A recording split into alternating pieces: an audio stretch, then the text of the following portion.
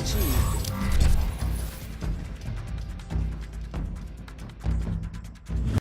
Welcome back to Kamikaze Overdrive MMA Predictions. As always, I am your host, Scott Johnson, and welcome to the first MMA event of 2013. I hope you and your family and friends had a fantastic start to the year, and I'm wishing you all the best going forward. And we start the year off with an ending, as this will be the final Strikeforce event. After this, Strikeforce will cease to exist as we know it, and the majority of its premier fighters, I think all of its premier fighters, will be folded to the UFC, creating some very interesting matchups. Actually, that's already underway with a number of fights already being set up, including Derek Brunson defeating Chris Lieben at the last event.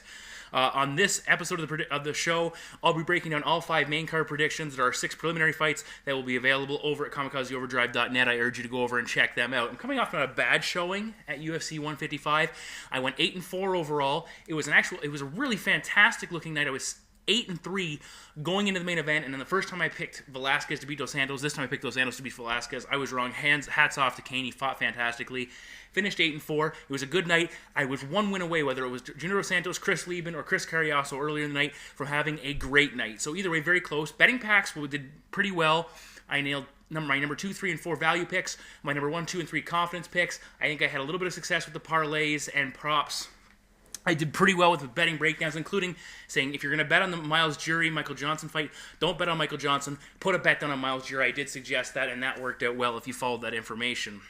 Betting packs for this event, Strikeforce Marquardt versus Saffiedine, will be available at kamikazeoverdrive.net for $10. Please check them out.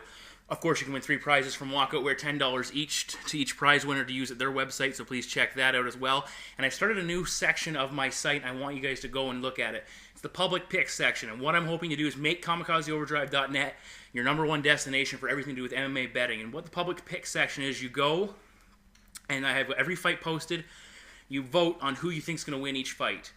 And then you can check, and last week, I did it for 155, I didn't actually advertise it, and I think the Miller Lozon had the most votes at 54. You can see how the public is betting, who the public is backing in each fight. And now I'm going to keep statistics, a running log, and you can check out all the statistics from UFC 155, and it gives you a pretty good understanding of where public money is going. And please, I urge you, when you do this, just 1 vote per fight, please. Don't vote multiple times, because it will skew the actual statistics. I think it's going to be a fantastic site, but I encourage you to go back as many times as you want to check it out and see who's in favor of who. And I said the stats I'm keeping, I think they'll be very telling, especially if we start piling up events. So please check that. It's in the public pick section of my website. As always, thank you very much to all of my sponsors. Quickly running some of them up. MMABettingOdds.com, HeartandGlory.com, Walkoutware, Couchfighter, MMACrips.com, the guys over at the Adrenaline Training Center, FFL Fantasy MMA, Fight Metric, MMAMount.com, and the list goes on, FightTV.com. Thank you very much to all of them. All their links are available over at the website. 5 fights, final event for Strikeforce, and it's time to get into my first prediction.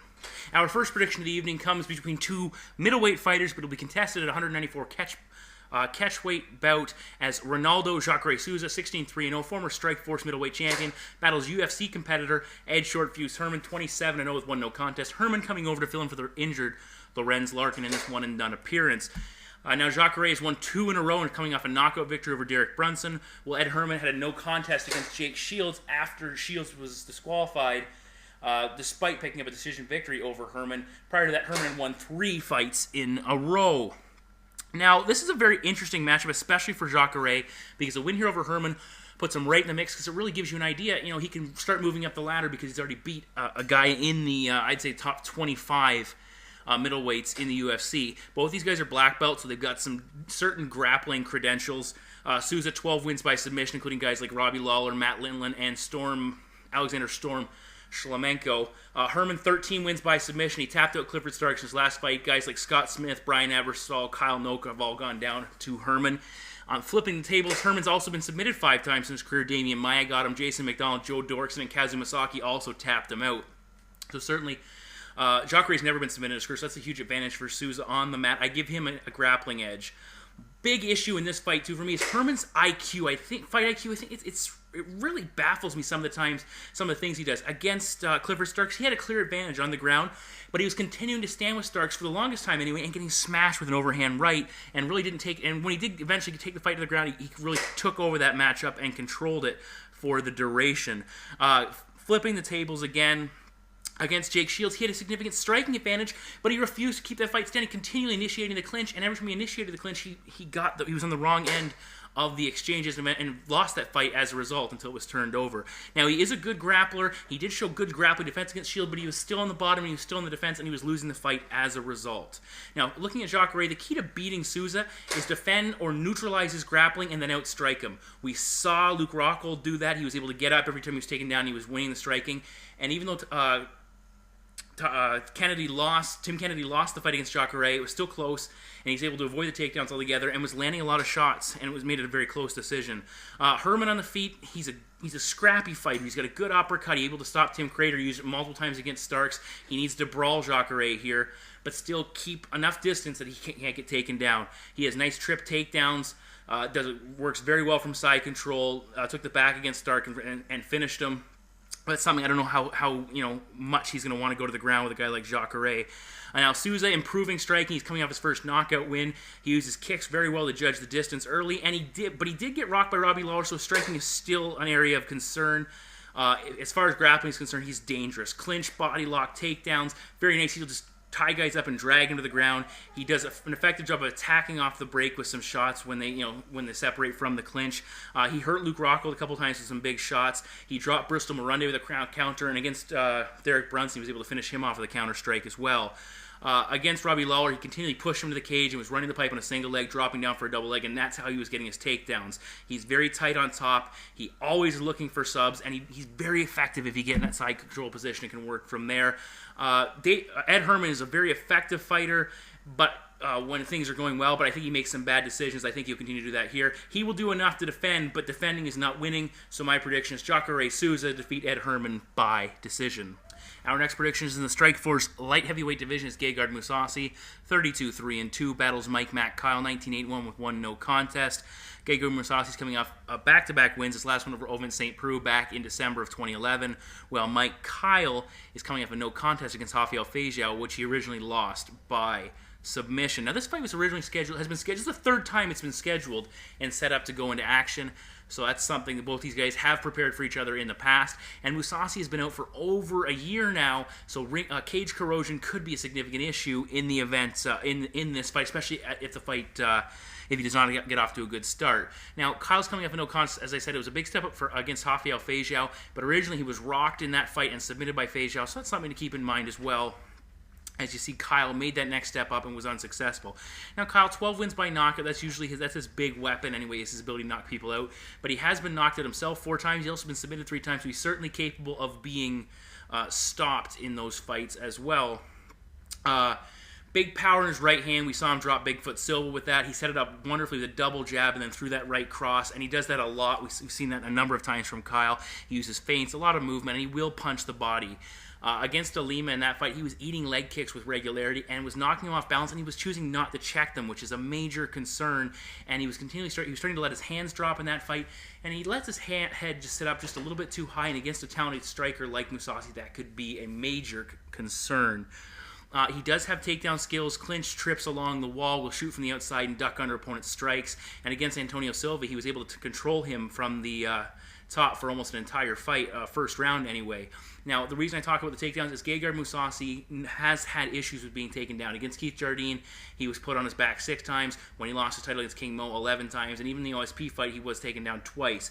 Kyle averages 1.41 takedowns per fight at 63%. And again, he did take DeLima down 3 times, where he clearly had a sizable advantage.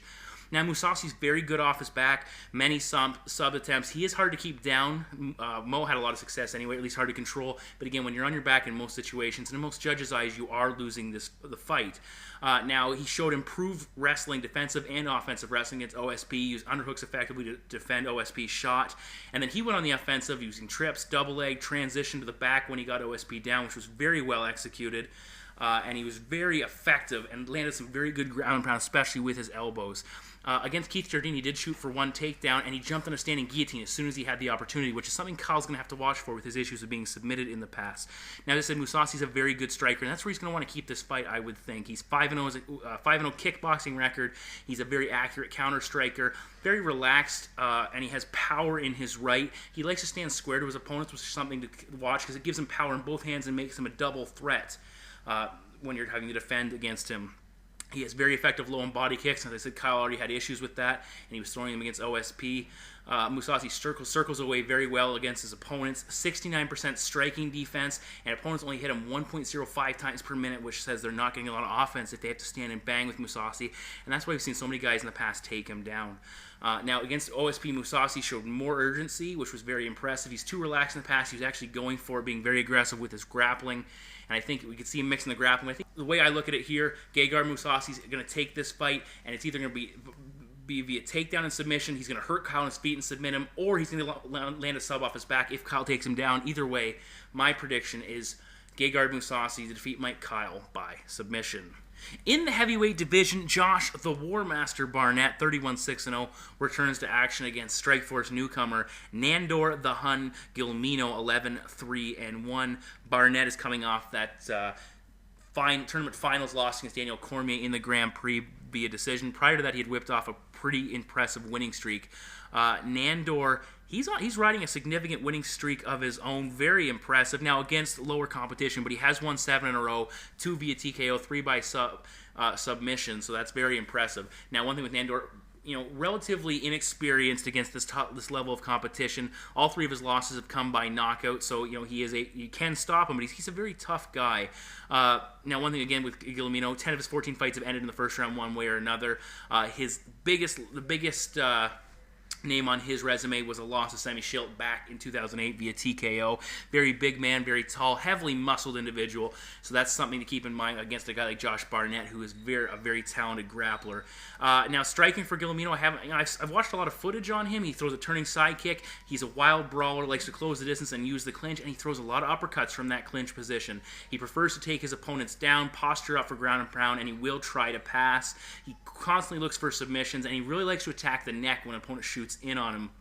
He has nice sweep ability, will mount, and when he fought Ben Smith, he caught him in a nice triangle and a very gritty performance in that fight. He has pretty decent submission defense. I've seen him caught in a couple bad situations. He was able to power his way out and eventually defend the submission. Now, in some fights, I have seen him taken down in multiple times, and that is a big problem, and it was a variety of takedowns. Single leg takedown, double leg takedown. He was thrown. So against Josh Barnett, again, Barnett, the catch wrestler, certainly will be looking to take him down. As I said, Guelmino's a resilient fighter. He's endured a lot of bad positions and come back from those situations, so he's never out of a fight. Another thing to keep in mind here, he's fought the majority of his career in a ring. Not entirely, but he's fought a lot of his fights in a ring and in a cage against a wrestler like Barnett, who's another guy type of fighter he's never faced before. That's a big concern. Now, Josh Barnett, he's looking at this fight as probably it could be his last shot to get into the UFC. If he loses this fight, he's definitely not getting it. If he wins impressively, I think the pressure will be on Dana White to bring him over to the heavyweight division. Barnett's a catch wrestler, excellent positions, big takedowns, is effectively able to put himself in side control, or sometimes even mount right off the takedown when his opponent has very little time to defend. Against Brett Rogers and Sergey Kharitonov, he dominated them on the ground, but in the Daniel Cormier fight, he lost that fight, and it showed the importance of his need to be the dominant ground fighter in a matchup. He's an underrated striker. We saw him knock out Pedro the Rock Hizzo in their matchup. I believe that was back in Affliction. But most likely in this fight, he's going to look for takedowns early, just like he did against Brett Rogers and Sergey Kharitonov. Look to wear Guelmino out and eventually shut him down. So my prediction is Josh Barnett to defeat Nandor Guelmino by submission. In our co-main event of the evening, Strikeforce heavyweight Grand Prix winner Daniel Cormier, 10-0, battles newcomer Dion Starring with a record of 28-7-0. Cormier, as I said, coming off a win over Josh Barnett. He also has wins over Antonio Silva, Jeff Monson, Devin Cole. A very impressive list of opponents. Dion Starring, on the other hand, he is riding a 6-fight winning streak. And, he's fought at both heavyweight and light heavyweight. So I think he's a little bit of an undersized heavyweight. So, but again, Cormier not the biggest heavyweight in the world, so that should actually help Daniel Cormier out in that sense, as he's not fighting a giant man like Josh Barnett or Antonio Silva.